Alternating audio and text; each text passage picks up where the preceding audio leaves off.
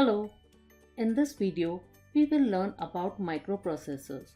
We do know that CPU or Central Processing Unit is the brain of the computer. It consists of Arithmetic Logical Unit or ALU, Control Unit or CU and registers. In addition, a computer has many more peripherals such as external memory, input and output devices, etc. Microprocessor is a single IC package in which several useful functions are integrated and fabricated on a single silicon semiconductor chip. It consists of a central processing unit, memory modules, a system bus, clock, and an input and output unit, all built onto a single chip. Let's look at different generations of microprocessors. Before microprocessors, different CPU parts were built as ICs and connected together on a printed circuit board. With the invention of Intel 4004 in 1971, the first generation of microprocessors came into picture. It had only 4-bit as word size and used PMOS technology. It was used in calculators, etc. In 1972 came 8008 and then Motorola M6800, which were 8-bit processors.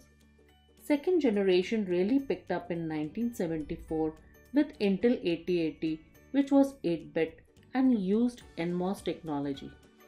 In 1976, Intel 8085 was introduced, which was 8-bit and was commercially very popular. They were of higher speed but were expensive. Other popular microprocessors in this generation are Motorola 6800 and 6801.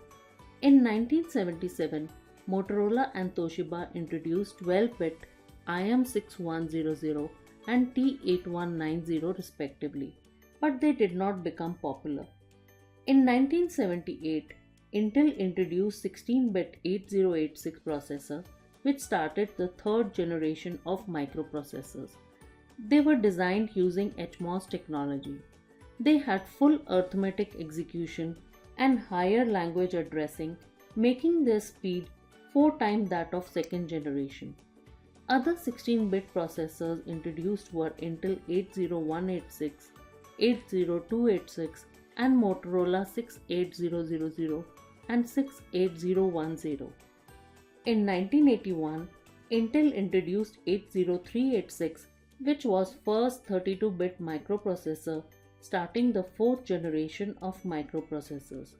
They had 4 GB memory and used HCMOS fabrication. Motorola 68020 and 68030 and HP32 were other popular processors in this generation. From 1995 to until now, the fifth generation has been bringing out high performance and high-speed processors that make use of 64-bit processors. Such processors include Pentium, Celeron, Dual, and quad-core processors. Some key characteristics of microprocessors are instruction set, word length, and clock speed.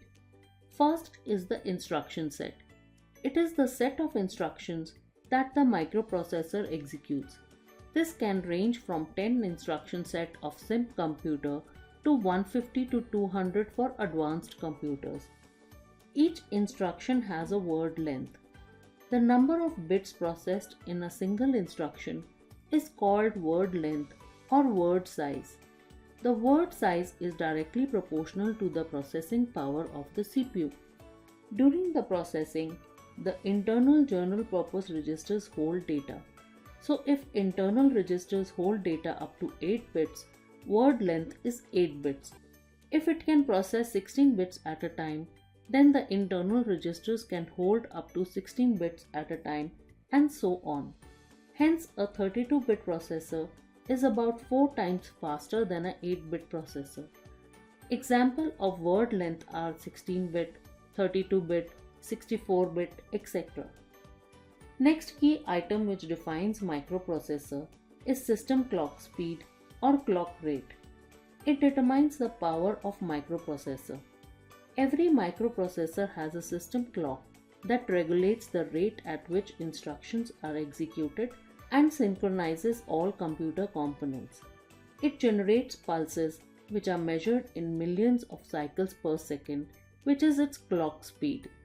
Faster the clock, more the instructions a microprocessor can execute. Nowadays, microprocessors have clock speed of several gigahertz. Microprocessors can be classified into multiple types based upon the architecture or instruction set of microprocessor. They are RISC, CISC, and special processors. Let's see each one of them. RISC stands for Reduced Instruction Set Computer. Its key characteristics are it has small and simple set of instructions of uniform length. It utilizes simple addressing modes and it is designed to reduce the execution time. Each instruction requires only one clock cycle. Due to this, instructions are more and it uses large number of registers and less number of transistors. It is less complex and also less expensive to produce. Some examples of RISC processors are PowerPC, DEC Alpha, Spark, etc. Next is CISC. It stands for Complex Instruction Set Computer. Its key characteristics are that it has large number of instructions of variable sizes with variety of addressing modes. Many special purpose circuits are used to build complex instructions directly into the hardware. The program size is reduced and lesser number of memory cycles are required. It results in faster execution of the program. Some examples of CISC processors are IBM 370, VAX 11 and Intel 80486. Then there are some special processors which are designed for some special purposes. Example coprocessors like math coprocessor or IO coprocessor which can perform its function a lot faster. One of them is EPIC. It stands for Explicitly Parallel Instruction Computing. Its key characteristics are that it combines the best feature of both RISC and CISC.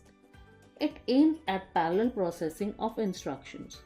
It uses a bundle of complex instructions that in addition to basic instruction also contains information on how to run the instructions in parallel with other instructions.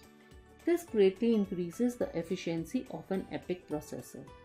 Example of EPIC is AMD EPIC and Intel's Itanium processor. With this we come to the end of microprocessors. You can also view important questions on this on our website simplycoding.in. Thank you and goodbye.